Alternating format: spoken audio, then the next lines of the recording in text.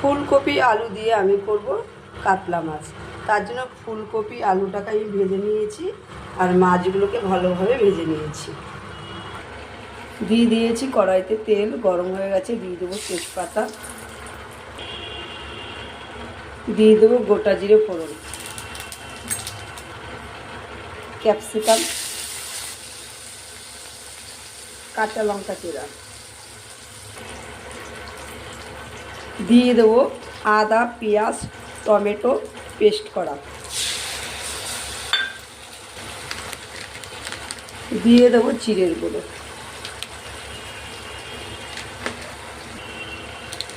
লঙ্কার গুঁড়ো,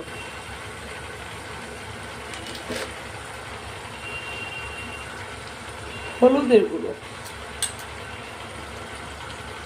স্বাদ মতো লবণ।